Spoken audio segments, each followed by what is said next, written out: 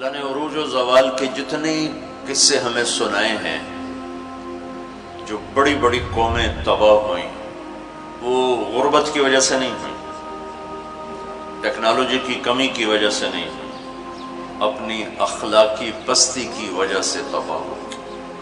الم تر کیف فعل ربک بعاد ارم ذات العماد التي لم يخلق مثلها في البلاد، یہ ایک قوم۔ وثمود الذين جابوا الصخر بالواد، یہ ایک دوسری قوم۔ وفرعون ذی الاوتاد، ایک تیسری قوم۔ اللہ تعالیٰ کہہ رہے ہیں ذرا دھیان سے میری بات بھی سنو اور غور بھی کرو کہ تمہارے رب نے قوم عاد کے ساتھ کیا کیا، جن جیسا تیرے اللہ نے بنایا ہی نہیں تھا۔ وہ دنیا میں اتنا طاقتور انسان اللہ نے نہیں پیدا کیا، جن کی اوسط، ہماری اوسط عمر 40 ہے، ان کی اوسط عمر تھی 300 سال، 300 سال، 600-500 سال وہ زندہ رہتے تھے، بوڑھے نہیں ہوتے تھے، بیمار نہیں ہوتے تھے، بال نہیں سفید ہوتے، یوں درخت کو پکڑ کے اکھاڑ دیتے تھے، ہاتھ سے پکڑ کے اکھاڑ دیتے تھے۔ اتنی طاقت اللہ تعالیٰ نے ان کو عطا فرمائی۔ اللہ تعالیٰ فرماتے ہیں یہ کیوں ہلاک ہو گئے؟ سخر علیہم 7 لیال وثمانیۃ ایام حسوما فتری القوم فیہا سرعا کأنہم اعجاز نخل خاویہ فہل تری لہم من باقیہ۔ ایک اور آیت میں نے ساتھ شامل کی کہ اللہ تعالیٰ فرماتے ہیں وہ نافرمان ہوئے، ان میں طاقت کی کمی نہیں تھی، نافرمان ہوئے، سرکش ہوئے، آوارہ ہو گئے، اللہ کو بھی للکارا اور انسانی اخلاق کا دامن بھی تار تار کیا۔ تو اللہ نے کہا میں نے ان پر ایک ہوا چھوڑی، وہ کہتے تھے من اشد منا قوة، کوئی ہم سے طاقتور ہے تو اس سے ہمیں ڈراؤ۔ ان کے نبی تھے ہود علیہ السلام، وہ کہتے کوئی ہم سے طاقتور ہے تو ڈراؤ، ہمیں کس سے ڈراتے؟ من اشد منا قوة، کوئی ہے ہم سے زیادہ طاقتور؟ تو اللہ نے جواب دیا اولم یروا ان الذی خلقهم هو اشد منهم قوة وكانوا بآیاتنا یجحدون۔ میرے نبی ہود آبی نے بتائیں کہ جس اللہ نے تمہیں نطفے سے اتنا بڑا انسان بنایا ہے نا، وہ تم سے زیادہ طاقتور ہے۔ اللہ تو نظر نہیں آ رہا، لہٰذا وہ کہتے ہو ہے ہی کوئی نہیں، ساڑھے جائے ہے ہی کوئی نہیں، کوئی دکھاؤ۔ جب وہ اکڑتے ہی گئے تو اللہ نے ایک ہوا چھوڑ دی۔ 7 لیال وثمانیۃ ایام، 7 راتیں اور 8 دن، اور اس کائنات کی سب سے طاقتور مخلوق ہوا ہے، سب سے طاقتور۔ جب اللہ تعالیٰ نے زمین پیدا کی تو یہ امبیلنس تھی، تو اللہ تعالیٰ نے پہاڑ گاڑے تو بیلنس ہو گئی۔ فرشتوں نے کہا یا اللہ پہاڑ سے کوئی طاقتور مخلوق ہے؟ تو اللہ نے کہا لوہا، کاٹ دیتے۔ تو فرشتوں نے پوچھا یا اللہ لوہے سے طاقتور کوئی مخلوق ہے؟ تو اللہ نے فرمایا آگ ہے جو اسے پگھلا دیتی۔ تو فرشتوں نے پوچھا یا اللہ آگ سے طاقتور کوئی مخلوق ہے؟ تو اللہ نے فرمایا پانی جو اسے بجھا دیتا ہے۔ فرشتوں نے پوچھا یا اللہ پانی سے طاقتور کوئی مخلوق ہے؟ تو اللہ نے فرمایا ہوا ہے جو اسے بخارات بنا کے اڑا دیتی۔ تو ہوا اس کائنات کی اللہ نے سب سے طاقتور مخلوق بتائی ہے۔ اب عجب بات بتاؤں، فرشتوں نے پوچھا یا اللہ ہوا سے بھی طاقتور کوئی چیز ہے؟ آپ حیران ہوں گے سن کے اپنے نبی کی بات۔ تو یا اللہ ہوا سے بھی طاقتور کوئی مخلوق ہے؟ اس کائنات میں ہوا سب سے طاقتور چیز۔ اللہ نے کہا میرے بندے کا میرے نام پہ ایسے خرچ کرنا کہ کسی کو پتہ نہ چلے کہ اس نے خرچ کیا، ایسے دے کہ کسی کو پتہ ہی نہ چلے۔ تو اللہ نے کہا کہ یہ میرے بندے کا میرے نام پہ خرچ کرنا یہ اتنا طاقتور عمل ہے کہ ہوا بھی اس کے آگے جھک جاتی ہے، چونکہ یہ عمل میرے غصے کو بجھا دیتا، میرے غصے کو ٹھنڈا کر دیتا۔ اللہ کے غصے کو ٹھنڈا کرنے والی چیز اللہ کے نام پہ خرچ کرنا۔ مسلمان کنجوس نہیں ہوتا، بخیل نہیں ہوتا۔ تم لوگ کمال سمجھتے دوسرے کی جیب سے کھانا، کیونکہ ہم اس دور سے گزرے، دوسرے کی جیب سے کھانا، اور اللہ تعالیٰ کمال دیکھتا ہے کہ اپنی جیب سے کھلا، خود بھوکا رہ کے اوروں کو کھلا۔ ایک دفعہ شیطان ملا کسی عابد کو، تو اس نے کہا آج جو پوچھو گے نا سچ بتاؤں. شیطان کہ اچھا ایک بتا دے تیرے یار کتنے, تیرے دوست کتنے؟ کہنے لگا 3. کون؟ کہ ایک جو غصے والا, غصہ تو سب میں ہے, جس کو غصے پہ کنٹرول نہ ہو, پھٹ جاتا ہو پھٹ جاتا ہو پھٹ جاتا ہو. غصہ سب کو آتا ہے, کھوتے نو غصہ آ جاتا ہے انسان تو انسان. غصہ آنا نیچرل ہے, نہ آئے تو پریشانی کی بات ہے. غصے کو پینا نہیں, برداشت نہ کرنا, اس سے معاشرہ ٹوٹتا ہے. تو اس نے کہا غصے والا بڑا اچھا میرا یار ہے پکا. دوسرا نشہ کرنے والا, شراب پینے والا میرا بڑا گھاٹا یار ہے. اور تیسرا بخیل کنجوس میرا بڑا یار ہے. اور اگلی عجیب بات بتاؤں کہ اگر بدقسمتی سے یہ تینوں باتیں کسی میں اکٹھی ہو جائیں کہ وہ کمبخت غصہ بھی میں بھی پھٹتا ہو, شراب بھی پیتا ہو, بخیل بھی ہو, شیطان اس کا مرید ہوتا ہے اور وہ پیر ہوتا ہے, وہ ایسی خطرناک بلا بن جاتا ہے. مسلمان کا صدقہ عادت ڈالو بچوں, خرچ کرنے کی عادت ڈالو. سخی کا کبھی ہاتھ تنگ نہیں ہوگا, اللہ اس کو اپنے خزانوں سے دیکھا. لیکن آج کل ماں باپ سکھاتے ہیں گنجائش کرو گنجائش کرو, جمع کرو جمع کرو, کجیاں میں پیسے ڈالو. اور تم اللہ کے نام پہ لگانا سیکھو, اللہ تمہیں وہاں سے دے گا جہاں سے وہم و گمان بھی نہیں. انفق ولا تخش من ذی العرش اقلالا, خرچ کر اور عرش والے سے تنگی کا ڈر نہ کر. اس مراد فضول خرچی نہیں, اللہ کے بندوں پہ خرچ کرنا, ضرورت مندوں پہ خرچ کرنا.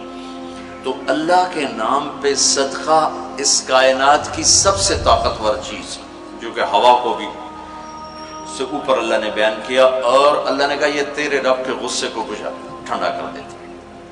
اللہ نے ہوا چھوڑی اور اس قوم کو تہس نہس کر دیا. ان کے قد ہوتے تھے 50 فٹ 60 فٹ 40 فٹ کے قد ہوتے تھے, تو ہوا نے ان کو ایسے اٹھایا, بگولا چلتا رہا ایسے, تو آپس میں ان کے سر ٹکراتے تھے, ٹھا ٹھا ٹھا ٹھا ٹھا ٹھا, یہاں تک ان کی کھوپڑیاں پھٹ گئیں, ان کے دماغ نکل گئے. پھر انہوں نے پٹک کے زمین پر مارا, دھڑ الگ ہو گئے, سر الگ ہو گئے. اس کے پیچھے تباہی کی وجہ نہ پیسے کی کمی نہ ٹیکنالوجی کی کمی اس دور کی. وَثَمُودَ الَّذِينَ جَابُوا الصَّخْرَ بِالْوَادِ, پھر اللہ نے کہا ایک اور قوم آئی جنہیں پتہ چلا کہ ہود علیہ السلام کی قوم پر ہوا چلی تھی, لہٰذا ہم کیا کریں گے, پہاڑوں میں گھر بنائیں گے. تو وہ سعودی عرب میں وہ علاقہ میں نے دیکھا ہے جہاں انہوں نے پہاڑ کھود کے گھر بنائے, پہاڑ کھود کے اندر پورا پہاڑ کھودا ہوا, بیچ میں گھر.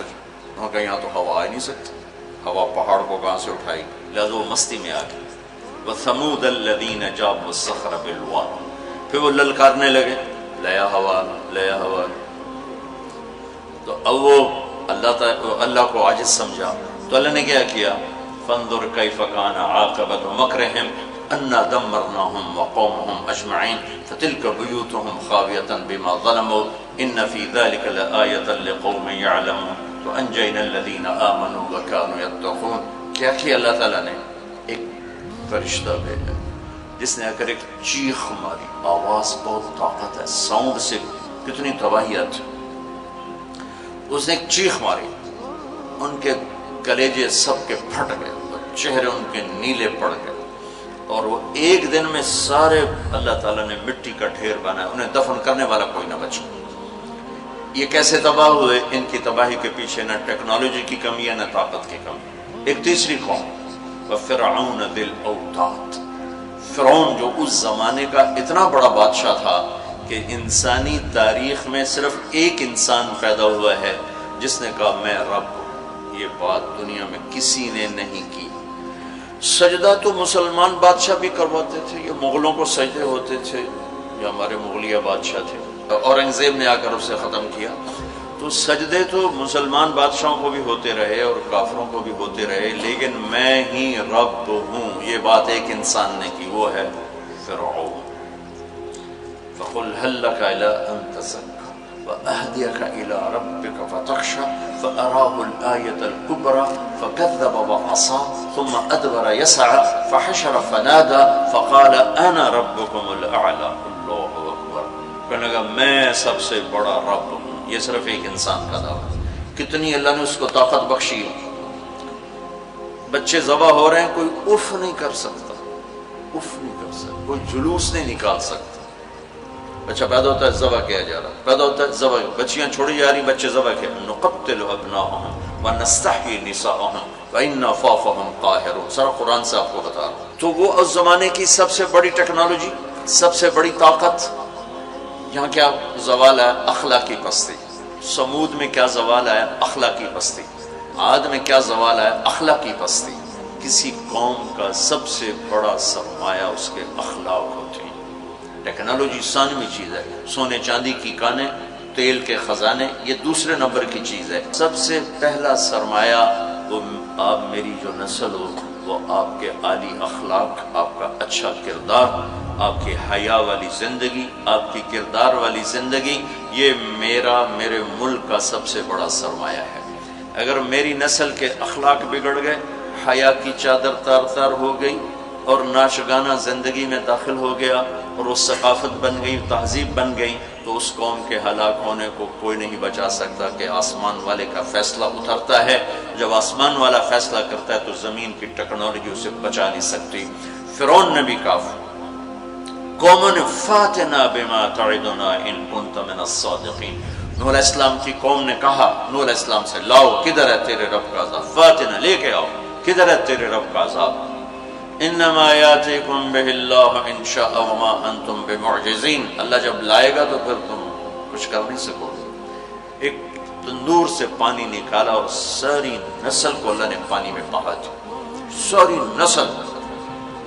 تو میں آپ کے سامنے اپنی بات کو مدلل کر رہا ہوں قرآن پاک سے کہ قوموں کے زوال اور عروج کا تعلق ٹیکنالوجی سے تھوڑا ہے اور اخلاقیات سے زیادہ ہے۔ اخلاقی پستی کسی بھی قوم کے زوال کا سب سے بڑا سبب ہے، اخلاقی بلندی کسی بھی قوم کے عروج کا سب سے بڑا سبب ہے۔ فرعون نے بچے ذبح کیے، بچیوں کو چھوڑا، عبرت کا نشان بنا دیا لوگ۔ سولی سب سے پہلے اس نے ایجاد کی، اور پھر میرے رب نے فَأَخَذْنَاهُ وَجُنُودَهُ فَنَبَذْنَاهُمْ فِي الْيَمِّ، آگے سمندر، پیچھے فرعون، بیچ میں موسیٰ علیہ السلام کی قوم، تو کہنے لگے مروا دیا موسیٰ، مروا دیا، تو آگے سمندر پیچھے فرعون، اگے جاؤ تو پانی پچھو تو فرعون دا سوٹا ان کی دے جا گیا۔ تو موسیٰ علیہ السلام نے کہا کلا، ڈرو نہیں، ان معی ربی، آپ کو عجب تقابل کر کے دکھاؤں۔ موسیٰ علیہ السلام 40 سال رہے اپنے قوم کے ساتھ، 2 نبی، ایک موسیٰ ایک ہارون، اور اپنا سب کچھ قربان کیا۔ جب آگے سمندر دیکھا، پیچھے فرعون دیکھا، تو انہیں نہ موسیٰ یاد رہے نہ ہارون یاد رہے، انہیں اپنے پڑ گئے، انا لمدرکون، موسیٰ مروا دیتے سن، یا آپ ہمارے رسول ہیں، آپ ہمارے نبی، آپ کا کیا بنے گا، کوئی فکر نہیں، ہارون کا کیا، سانو اپنی پہ گئے، ان مروا دیا تو انہیں موسیٰ، تو انہوں نے کہا کلا ان معی ربی سیہدین، ہرگز نہیں، میرا اللہ میرے ساتھ ہے، مجھے راستہ دکھائے گا۔ لیکن کلا میں ایک اشارہ ہے کہ تمہیں مرنا ہی چاہیے، یا تمہیں فرعون مارے یا تمہیں پانی مارے، لیکن چونکہ میرا اللہ میرے ساتھ ہے تو انشاءاللہ مجھے راستہ ملے گا، تمہیں بھی مل جائے گا، میری تو فعل تمہیں بھی مل جائے گا۔ تو جب وہ بالکل قریب آ گیا تو اللہ نے کہا فضرب بعصاک البحر، لاٹھی مار۔ لاٹھی اللہ نے فرعون کے لشکر پہ نہیں مروائی، عجیب بات ہے، کہ پانی پہ لاٹھی مار، بالکل عقل کے خلاف، پانی پہ لاٹھی مار۔ موسیٰ علیہ السلام نے یہ نہیں پوچھا یا اللہ اب پانی تے سوٹے مارن دا کی مطلب، فرعون دے سرج مروا، کہا نہیں ادھر مار۔ فانفلق البحر فکان کل فرق کالطود العظیم، میرے رب کی قدرت، ایک دم اس لاٹھی سے ٹھوٹے مارتا سمندر 12 راستوں میں تبدیل ہو گیا، اور سارا پانی ایسے سیمنٹ کی دیوار بن کے کھڑا ہو، ایسے کوئی جنبش نہیں، اور 12 قبیلے تھے، 12، تو ہر قبیلہ ایک راستے پہ پانی میں انٹر ہو گیا، بڑی بڑی دیواریں۔ اب ان کو پریشانی شروع ہو گئی کہ پتہ نہیں نال دینا کی حال ہے، تو اللہ تعالیٰ نے پانی کو ٹرانسپیرنٹ کر دیا، یا پہلے ہوتا ہے لیکن نظر نہیں آتا نا، تھک ہو، تو اللہ تعالیٰ نے دکھانا شروع کر دیا، وہ جا رہا ہے، وہ جا رہا ہے، وہ جا رہا ہے، سب جا رہے ہیں، جا رہے ہیں، جا رہے ہیں، سب پار نکل گیا، تو فرعون کنارے پر آ گیا، انٹر ہوا، اس کے ساتھ اس کا لشکر انٹر ہوا، تو اللہ نے پانی کو حکم دیا تو پانی دوبارہ حرکت میں آیا اور سارا لشکر اس کے اندر ڈوبا، غرق ہوا۔ کہنے لگے ہمیں اعتبار نہیں، دکھاؤ واقعی مر گیا ہے۔ پانی کی موج نے اٹھایا اور باہر پھینک دیا۔ موت کو دیکھ کے نبی بھول گیا 40 سال جنہوں نے محنت کی۔ دیکھو ہمارے نبی ہجرت کے لیے گھر سے نکلے جمعہ کی رات 27 صفر، نبوت کا 14واں سال اور جمعہ کی رات تھی۔ تو ابو بکر رضی اللہ تعالیٰ عنہ نے عرض کی یا رسول اللہ میں نے ایک غار ڈھونڈا ہوا ہے، وہاں چل کے چھپتے ہیں، پھر جب ہماری طلب کوئی مدھم ہو جائے گی پھر ہم نکلیں گے۔ چلو اب کبھی آگے چلیں کبھی پیچھے، کبھی ہمارے نبی کے آگے ہوں کبھی پیچھے ہوں، کبھی آگے ہوں کبھی پیچھے۔ تو آپ نے فرمایا کہ ابو بکر یہ کیا کرو، کبھی آگے کبھی پیچھے، کبھی آگے کبھی پیچھے۔ تو کہنے لگے یا رسول اللہ اخاف الرصد فامشی امامک واخاف الطلب فامشی خلفک۔ یا رسول اللہ جب مجھے یہ خیال آتا ہے کہ آگے کوئی دشمن چھپا ہوا وار نہ کر دے تو میں آگے چلتا ہوں کہ وار میرے اوپر پڑے آپ پہ نہ پڑے، اور جب مجھے خیال آتا ہے کہ پیچھے سے آ کے حملہ نہ کر دے تو میں بھاگ کے پیچھے ہو جاتا ہوں کہ اگر کوئی وار کرے تو میرے اوپر آئے آپ پر نہ آئے۔ انا لمدرکون، ابو بکر کا عمل اور بنی اسرائیل کا عمل آپ فرق دیکھ رہے ہو۔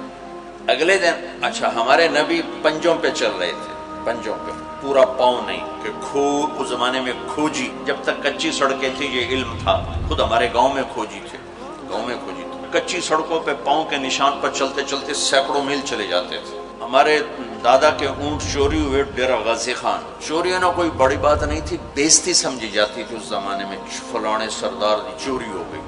تو وہ کھوجی کو لے کر چلے، میاں چنو کے پاس ہمارا گاؤں ہے، وہاں سے چلتے چلتے ڈیرہ غازی خان سے چوٹی پہنچے، پاؤں کا نشان دیکھتے دیکھتے، اور وہاں سے اپنے اونٹ لے کر واپس آئے۔ تو میرے نبی پنجوں پر چل رہے تھے کہ قدم کا نشان نہ پڑے، لہذا جب آپ پہاڑ کے قریب پہنچے، وہ یوں سیدھا پہاڑ ہے بالکل قارس ہو رہا ہے ایسے، جب آپ چڑھنے لگے تو انگلیاں اتنی درد کرنے لگیں کہ آپ سے چڑھا نہیں گیا۔ تو ابو بکر رضی اللہ تعالیٰ عنہ نے آپ کو کمر پہ بٹھایا اور کمر پہ بٹھا کے اس پہاڑ کو اوپر لے کر کے، کبھی اللہ آپ کو لے جائے تو آپ دیکھنا کتنا وہ اوکھا پہاڑ ہے جس پر ابو بکر اوپر لے کر گئے۔ پھر آپ کو باہر بٹھایا، کہا آپ باہر بیٹھیں، خود اندر تشریف لے گئے۔ اندھیرا تھا تو ٹٹول کے سوراخ بند کرنے شروع کیے، روڑے پتھر اس سے۔ اب سوراخ باقی تھے اور روڑے ختم ہو گئے، تو اپنی پگڑی اتاری اور اس کو پھاڑ کے سوراخ بند کیے۔ پھر بھی سوراخ باقی تھے تو کرتا اتارا اور اس کو پھاڑ کے سوراخ بند کیے۔ پھر ایک سوراخ باقی رہ گیا، وہ جس میں سانپ تھا، اس کے اوپر اپنی ایڑی کو رکھ دیا۔ پھر عرض کی یا رسول اللہ آپ تشریف لائیں۔ آپ کو اندھیرے میں پتہ نہیں چلا کہ ابو بکر کے نہ پگڑی ہے اور نہ کرتا ہے۔ جب تھوڑی روشنی ہوئی، صبح صادق ہوئی، روشنی ہوئی تو دیکھا ابو بکر کے نہ کرتا نہ پگڑی۔ تو آپ نے کہا ابو بکر تیرا کرتا تیری پگڑی؟ کہ یا رسول اللہ آپ یہ دیکھ رہے ہیں یہ سارے سوراخ تھے، مجھے خیال ہوا کوئی چیز آپ کو تکلیف نہ پہنچائے تو میں نے یہ سارے بند کر دیے۔ تو اس پر ایک دم میرے نبی کی آنکھیں بھر آئیں اور اب بے ساختہ روئے اور ہاتھ اٹھا کر رکھا یا اللہ میں ابو بکر سے راضی ہوں، تو بھی اس سے راضی ہو جا اور اسے جنت میں میرا ساتھی بنا دے۔ تو فوراً جبریل آئے اور عرض کی یا رسول اللہ تعالیٰ فرما رہے ہیں کہ ہم ابو بکر سے راضی ہیں، وہ جنت میں آپ کا ساتھی بنانے کی بشارت دیتے ہیں۔ بنو اسرائیل کہہ رہے ہیں مروا دیا، اور ابو بکر کیا کر رہے ہیں میں آپ کو تقابل کر کے بتا۔ پھر اگلے دن قریش کا کھوجی صرف انگلیوں کو پہچانتا غار سور کی طرف چل پڑا۔ جب وہ چلے تو میرے رب کا غیبی نظام حرکت میں آیا۔ اللہ نے ایک بیل اگائی، وہ کافی کھلی جگہ ہے، بیل اگائی، بیل، اس کے شاخوں کے اندر اللہ نے مکڑیوں کو حکم دیا، انہوں نے جالا بنا دیا، ایک کبوتری نے آ کے انڈے دے دیے۔ کھوجی ٹھیک دروازے پہ لے کے آ گیا، کا پاؤں کا نشان یہاں تک۔ تو اب ابو بکر کے دل پہ کیا گزر رہی تھی وہ قرآن بتاتا ہے۔ بنو اسرائیل کے دل پہ کیا گزری قرآن نے کہا انہیں اپنی پڑ گئی، اپنے نبی کی بھول گئی۔ لیکن جب یہاں دشمن سر پہ پہنچا ہے تو ابو بکر کے دل پر کیا گزری اس کو قرآن بتاتا ہے، اذ یقول لصاحبہ لا تحزن ان اللہ معنا، جب ہمارے نبی نے اپنے ساتھی ابو بکر سے کہا غم نہ کر اللہ ہمارے ساتھ ہے، غم نہ کر اللہ ہمارے ساتھ ہے۔ یہ غم کا لفظ ہے، خوف کا لفظ نہیں کہ ڈر نہیں، اللہ ہمارے ساتھ ہے۔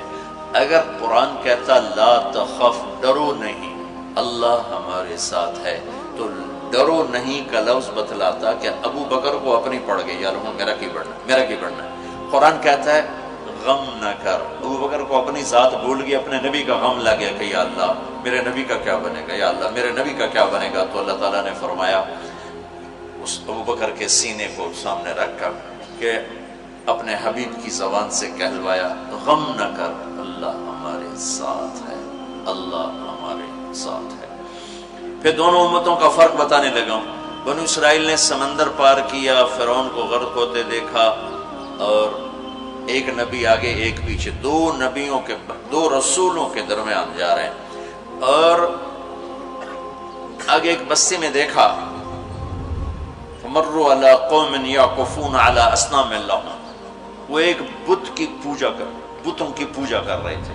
اتنے ماٹھے تھے عقل کے بنو اسرائیل کہ پتھر کی پوجا ہو رہی، 40 سال نبی کی صحبت ہے، بڑے بڑے معجزے دیکھے، اور ابھی پانی پاؤں پہ لگا ہوا ہے، سمندر کو پھٹتے دیکھا، فرعون کو ڈوبتے دیکھا۔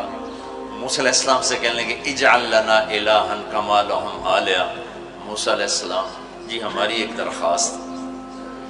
کہنے لگے کیا اے جو ہے خدا سانو ہی لے دے، ایسے میں انہوں متھر ٹیکی۔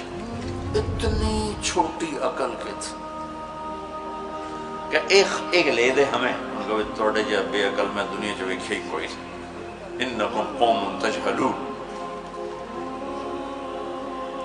ہمارے نبی دنیا سے تشریف لے گئے، فوت ہوئے 12 ربیع الاول 7 جون 633 عیسوی 11 ہجری پیر کا، یہ تقریباً یہی ٹائم ہے، اس سے تھوڑا سا آگے، زور سے پہلے۔ اب دنیا سے تشریف لے گئے، انتقال فرما گئے۔ اس صحابہ پہ عجیب و غریب کیفیت طاری ہوگی۔ عمر رضی اللہ عنہ نے تلوار نکال لی، جو کہے گا اللہ کا نبی فوت ہو گیا قتل کر دوں گا۔ وہ فوت نہیں ہوئے، اللہ کے پاس گئے، واپس آئیں گے۔ ابوبکر صدیق کو پتہ چلا، وہ عوالی ایک محلہ ہے، وہاں گئے ہوئے تھے اپنی بیگم کے پاس، وہاں سے دوڑتے ہوئے آئے، گھوڑے سے چھلانگ لگائی، گھر میں داخل ہوئے، اپنی بیٹی کے حضرت عائشہ کے گھر میں آپ کا انتقال ہوا۔ آپ کے چہرے سے کپڑا ہٹایا، ماتھا چوما، آنسو گرے، اور کہا طبت حیا و میتا، میرے محبوب آپ دونوں حالتوں میں پاک پاکیزہ خوشبودار ہیں، دنیا سے جانے کے بعد بھی اور دنیا میں رہتے ہوئے بھی۔ پھر تشریف لائے تو عمر کی آواز گرجدار، کوئی نہ کہے میرے نبی فوت ہو گئے۔ ممبر پر آ کر کھڑے ہوئے کہا عمر بیٹھ جاؤ۔ عمر کہنے لگا میں نہیں بیٹھتا۔ تو کہنے لگے ایھا الناس من کان یعبد محمدا فإن محمدا قد مات، جو لوگ محمد کی پوجا کرتے تھے تو سنو آج ان کو اللہ نے اٹھا لیا ہے۔ ومن کان یعبد اللہ فإن اللہ حی لا یموت، اور جو اللہ کی پوجا کرنے والے ہیں وہ سن لیں کہ اللہ موت سے پاک، زندہ، قائم دائم، حی قیوم، موجود ہے۔ اور پھر آپ نے یہ آیت پڑھی انک میت وانہم میتون، میرے حبیب آپ نے بھی موت کا ذائقہ چکھنا ہے، وہ سب نے موت کا پیالہ پینا ہے۔ اور یہ آیت پڑھی وما محمد الا رسول قد خلت من قبلہ الرسل افإن مات او قتل انقلبتم علی اعقابکم، میرے نبی بھی تو رسول ہیں جیسے اور رسول ہے، ان کو بھی تو موت نے آنا ہے، تو تم میرا راستہ چھوڑ دو گے، میرا دین چھوڑ دو گے۔ تو عمر رضی اللہ تعالیٰ عنہ فرماتے ہیں میری ٹانگوں سے جان نکل گئی، چونکہ مجھے پتہ چل گیا کہ آپ فوت ہو گئے ہیں، تو میں یوں نیچے گرا، سیدھا ایسے اسٹریٹ نیچے گرا کہ مجھے جو لگا جیسے یہ قرآن آج اترا ہے، جیسے یہ قرآن آج اترا ہے۔ تو ابوبکر صدیق رضی اللہ تعالیٰ عنہ صحابہ کا ایمان اور بنو اسرائیل کا ایمان اب تقابل، دو نبیوں کی موجودگی میں اتنے بڑے معجزے دیکھ کر ایک پتھر کا بت دے ہم بھی اس کو سجدہ کریں، اور یہاں میرے نبی دنیا سے جا چکے ہیں، اور ابو بکر صدیق اعلان کرتے ہیں کہ اللہ زندہ ہے، موت سے پاک ہے، اور میرے نبی کو اللہ نے بلا لیا جیسے ہر نبی کو بلایا، میرے نبی کو بھی بلا لیا ہے۔ پہلی امتوں کو 2 نمازیں، ہمیں 5۔ پہلی امتوں کی مسجد کوئی نہیں، ہماری مسجد۔ پہلی امتوں کی اذان کوئی نہیں، ہمیں اذان دی۔ اور اذان اتنا بڑا عمل بنا دیا میرے نبی نے کہ آپ نے فرمایا کہ اذان دینے والا قیامت کے دن سب سے اونچے مقام پر کھڑا ہوگا۔ حضرت علی فرمایا کرتے تھے کاش میں اللہ کے نبی سے حسن حسین کے لیے مسجد نبوی کی اذان مانگ لیتا، یہ حضرت علی فرمایا کرتے تھے۔ اور جنگ قادسیہ میں مؤذن زخمی ہو گیا تو اذان دینے کے شوق میں سردار آپس میں الجھ گئے، کہتا میں دوں گا، کہتا میں دوں گا، پھر قرہ اندازی ہوئی جس کا نام نکلا اس نے اذان دی۔ حضرت عمر فرمایا کرتے تھے اگر میں امیر المومنین نہ ہوتا، اگر میں خلیفہ وقت نہ ہوتا تو میں مسجد نبوی کا مؤذن بننا پسند کرتا۔ کسی کو اذان نہیں ملی، ہمیں اذان۔ پہلا مؤذن بلال بنا، پہلے مؤذن اللہ نے بلال کو یہ عزت عطا فرمائی۔ دنیا میں یہ ہے اور آخرت میں یہ ہے کہ میرے نبی نے فرمایا کہ جب جنت میں جانے کا وقت آئے گا تو جنت کی میرے لیے سواری لائی جائے گی، میں اس سواری پہ بیٹھوں گا تو اس کی جو وہ رسی ہوگی وہ ایسے نیچے گر جائے گی، نیچے گرے گی۔ اس رسی کے یعنی اس کی جو لگام ہوتی ہے وہ نیچے گرنے کا مطلب ہے یہ ایسے نیچے گر گئی۔ اب نیچے گرنے کا مطلب ہے کہ اس کی ڈرائیونگ میرے نبی نے نہیں کرنی، کوئی آنے والا ہے، کوئی ڈرائیور آنے والا ہے جو رسی پکڑ کے چلے گا، کوئی کوچبان آنے والا ہے جو اس کو پکڑ کے چلے گا۔ رسی کا گرنا ایک انڈیکیشن ہے کہ کوئی نصیب والا اب آئے گا۔ جب آپ کی سواری کھڑی ہوگی، رسی نیچے ہے، تو اب سب کی گردنیں ایسے ہوں گی، کون سب قیاس کر لیں کون کون کون۔ اللہ کی طرف سے اعلان ہوگا بلال کو بلایا جائے، بلال بلال۔ تو بلال آپ کی سواری کی لگام پکڑیں گے، اور آپ نے فرمایا کہ سب سے پہلے میں جنت میں جاؤں گا تو بلال میرے ساتھ ہوگا، میری سواری کی لگام پکڑ ہو جائے گا۔ تو ہمیں اذان ملی، کسی امت کو اذان نہیں ملی۔ ہمیں 5 نمازیں ملی، کسی امت کو نمازیں 2 نمازیں، ایک فجر کی 2 رکعت، عصر کی 2 رکعت۔ باجماعت نہیں، ان کو اپنی کتاب یاد نہیں، ہمیں قرآن یاد ہے۔ میرے مدرسے میں ایک بچہ اب ماشاءاللہ امریکہ میں وہ پڑھا رہا ہے، اس نے 30 دن میں قرآن یاد کیا۔ صبح یاد کرتا تھا، شام کو تراویح میں سناتا تھا۔ میرے مدرسے کا بچہ صبح بیٹھ کے مغرب تک پورا سپارہ یاد کر کے اور عشاء کو تراویح میں سنا دیتا تھا۔ اللہ نے میں ایسا قرآن دے دیا کہ 1 مہینے میں بھی یاد ہو جاتا ہے۔ 3 دن میں بھی ایک بزرگ نے یاد کیا، 3 دن میں قرآن یاد کیا۔ اللہ نے ہمیں قرآن کی دولت عطا فرمائی، پڑھنے کے لیے 5 نمازیں عطا فرمائی، تہجد کی نماز عطا فرمائی، اوابین کی نماز دی، اشراق کی نماز دی، چاشت کی نماز دی۔ نماز کے کتنے دروازے کھول دی۔ اور میرے نبی کی آخری نصیحت تھی میری امت نماز نہ چھوڑنا، نماز نہ چھوڑنا، نماز نہ چھوڑنا۔